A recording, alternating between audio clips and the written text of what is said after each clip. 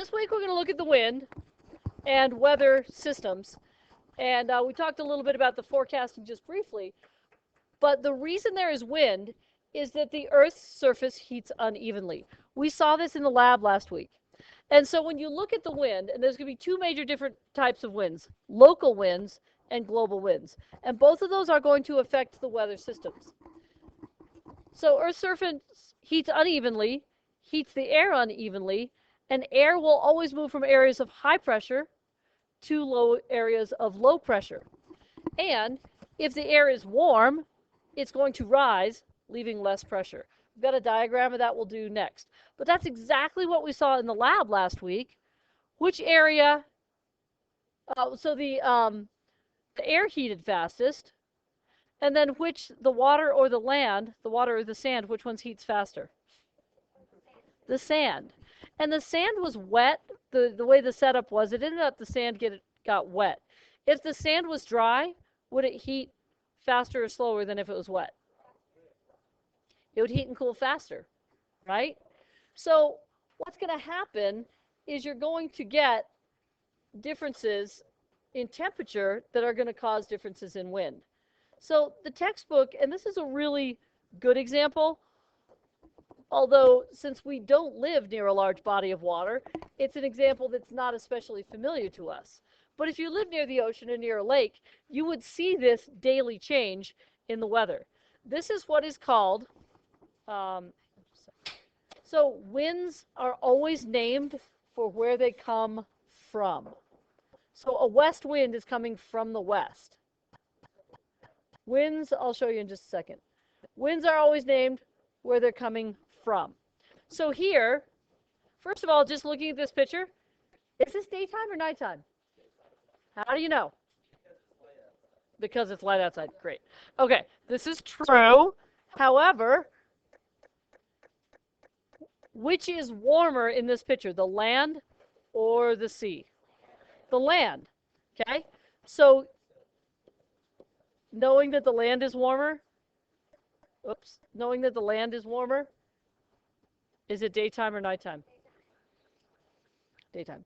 So this is going to heat up, and the air is going to rise. Warm air rises. And the ocean over here is cooler because, as we know, water heats and cools very slowly. So the ocean is cool. So this air is going to be cooler, falls down, makes it more dense, and the air will always go from an area of higher pressure to lower pressure, so the wind is going to go this way. So this is going to be low pressure, and on our maps, the low pressure is a red L, a big red L, because the warm air is rising, leaving an area of low pressure. High pressure, right, is the big blue H, because the colder air is falling and making high pressure. So is this going to be a land breeze or a sea breeze? It's a sea breeze because it's coming from the sea. So this is called a sea breeze. And this is happening during the daytime.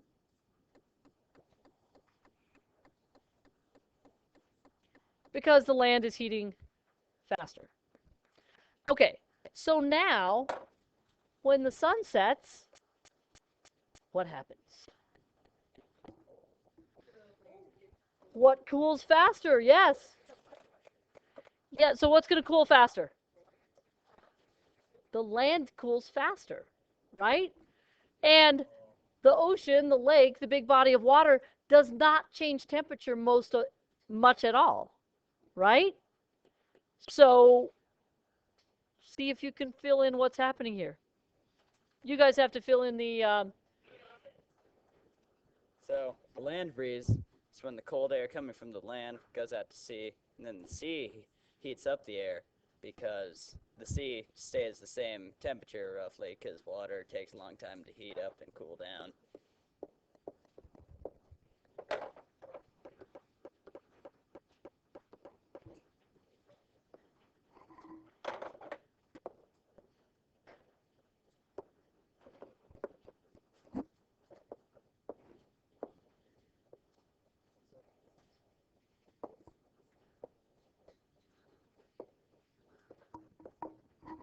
How about pressure? Where's the high pressure and low pressure? Okay, ask him.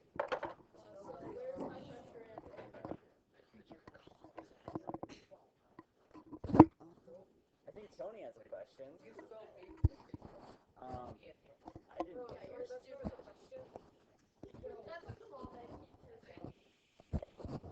Sam also has a question. So you're still recording. Okay. All right, then we can draw in the pressure. We're going to have high pressure where there's cool air because that air is coming down, creating more pressure there. And then when we have low pressure on the other side.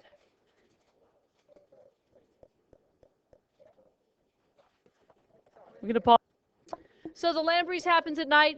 Now here in Colorado, unless you live next to a large body of water, like a lake, you don't really see this on a daily basis. But you do see it in other areas too. If you are in the desert near a canyon, a similar thing happens. But if you live near an ocean or a lake, this is a daily cycle of local winds. So every day you get the land breeze and you get the sea breeze. Okay? All right. All right. And then up above, this kind of completes the circle because the air has to go somewhere. All right.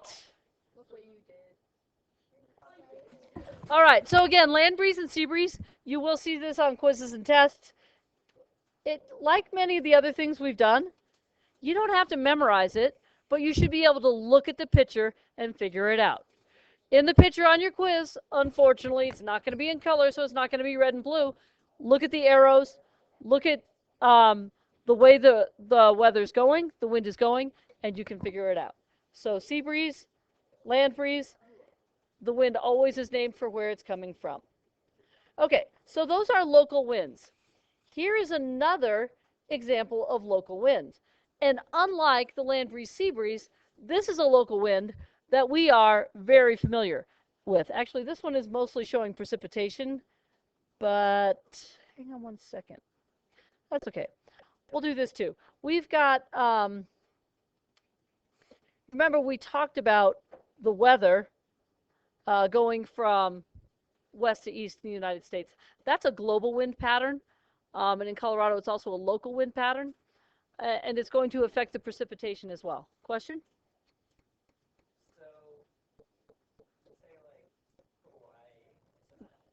Yes.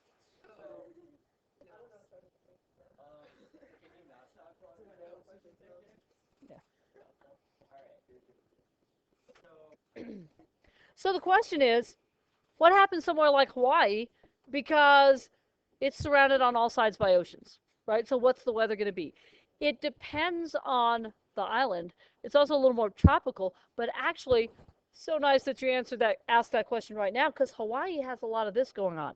There's the rain shadow. There'll be the tropical wet side of the island, and then there's this really desert dry rain shadow side of the island. And you see this very much. I've been to both the Big Island and to Oahu, and you see this. It's really extreme. When you see the pictures of beautiful Hawaii, you don't see the rain shadow side.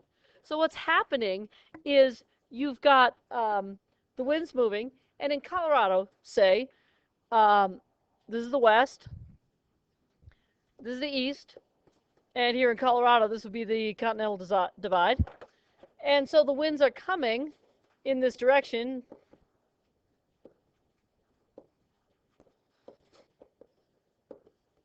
And for us too, as they come from the west, they've come from sometimes from the northwest, but they've, not too long ago, they were over the Pacific Ocean. So they have moisture in them. And so they come this way. And so as they come this way, you've got cool, wet air, and then it starts rising up. And as it rises up, the moisture falls out of it. So here, for instance, on the eastern slope of Colorado, excuse me, the western slope, had a little directional issue there. The western slope of Colorado, you've got much more green, lush areas than we have on this side. So you think Glenwood Springs, all these things out here, they actually grow, the Colorado peaches grapes, wines, all of that is from the eastern slope because this is the windward side of the mountain, and all the moisture falls out. As it gets colder, it can't hold the moisture, falls out. So then as it continues over, this is called the rain shadow, and we get warmer, drier air. Here on this side, here is us here in Louisville. Here's Boulder, right? Most of the moisture has gone, and so we don't get as much moisture here. It's much drier on this side of the Continental Divide. So similar things going to happen in on Hawaii, depending which way the winds are blowing. And we'll look at global wind patterns in a minute. So you get a lot of that. When we get wet March snows and snow days and things like that, or summer snowstorms, how does that happen then? Oh, sure it does. Oh, snow days don't happen. Okay. Well, no, not in summer. But so what happens? What if the wind blows the other direction? And if we look at a map, we can see one thing that might happen is the wind, if instead of this direction that it oftentimes blows, we usually get winds like this. If we get a wind coming like this, then we get warm, wet air from the Gulf of Mexico, and it comes up this way. And in fact, we'll talk a little bit more next week. But what happens if you get cold air going this way and warm air going this way, and they run into each other? Tornadoes and thunderstorms and things like that. And so both the global and the local wind patterns are affecting that. And that's one reason why we get tornadoes in the state of Colorado, in the United States. They don't really get a lot of tornadoes in Europe because they don't have the same geographical features and local and wind patterns. So let's go back to this. So we've got that.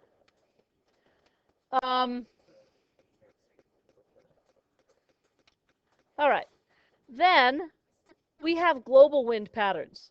And guess what? The exact same things are going to drive global wind patterns as cause local wind patterns. Oh, look. Here's low pressure at the equator.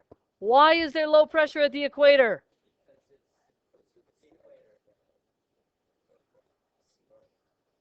It's at sea level. And, yes?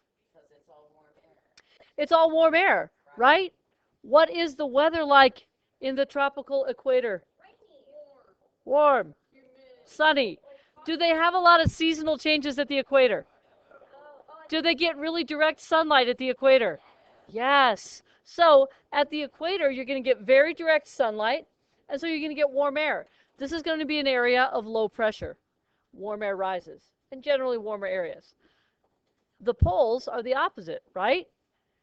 You've got less direct sunlight. It's cooler, denser air, and so you get areas of high pressure. Okay, cool, dense air, high pressure. But then the weird thing is it's not just one huge band of air that circulates from the equator all the way up to the poles or down to the poles, but there's actually, just because of the physics and the density of the air and stuff, we actually have another place in between. So what's going to happen, the warm air rises at the equator and then it falls here. And then, so we've got an area of high pressure here, and then there's another area of low pressure here. And so you get these global wind belts. But that would mean all the winds would blow from north to south, or from, all the winds would blow up and down, right? Here they blow from the equator towards the North Pole, so it'd be a south wind, and here would be a north wind. But is that the way wind patterns go? Why are they all curvy? Yes? Yeah, because the Earth is rotating on an axis. So because the Earth is spinning, it's making a little bit of curve, right? So when you're standing on a merry-go-round, if you throw the ball straight, you're going to be somewhere else. But yes. And it's called the Coriolis effect, right? So, and there's another, I think, a little bit better picture. That's the belts of high and low pressure. Oops. But this one here, the Coriolis effect, this affects the winds. This also affects the ocean currents.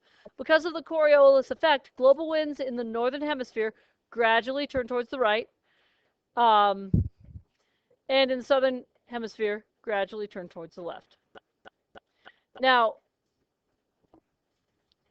and again, you're looking at this rotation of the Earth.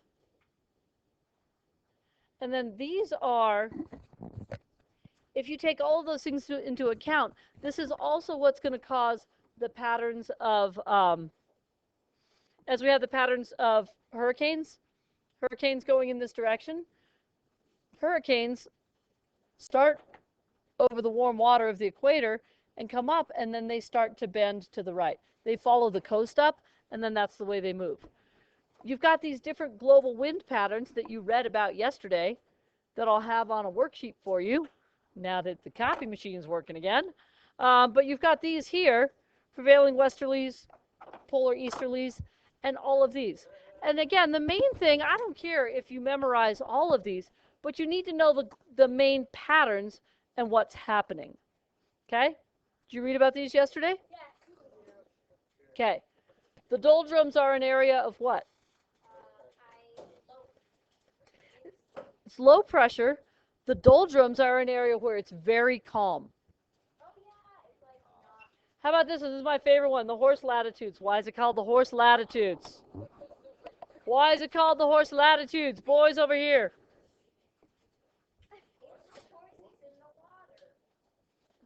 Okay.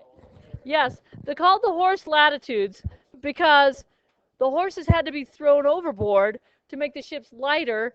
Also, they didn't have enough food for the horses. The reason why is it's a still area, and so the ships got stuck there and weren't moving quickly along, and that's why they're called the horse latitudes. Okay, and then we have here the prevailing westerlies, which affect, again, blowing from the west. Prevailing westerlies affect our wind patterns here in the United States. The jet stream is a high-level wind that affects that. And again, in different areas, depending on where you are, you're going to have different weather systems based on the local and global wind patterns. But I would say, hey, the ones you might need to know, and next, in a couple weeks when we talk about the climate, the average weather of an area, it's going to be affected by these too, because if you have cold water currents and cold air blowing from coming down, it's going to affect the average temperature. Okay, so doldrums at the equator, where there's low pressure, doldrums at the horse latitudes, and we got winds in between. Alrighty, questions on that? Okay. Types of clouds is next week. So you're going to draw in those. We'll come back to that in a minute. And this again, when we're talking about the tornadoes, and we'll talk about this a little bit more next week with the clouds. But again, the warm air rises, the other air comes in. And this is something also we see a lot of here in Colorado, is we get the big anvil-shaped storm clouds. So we'll look at those next week. So, questions about that? What else was in your, is that everything in the reading for today? Because we just did the one section? All right.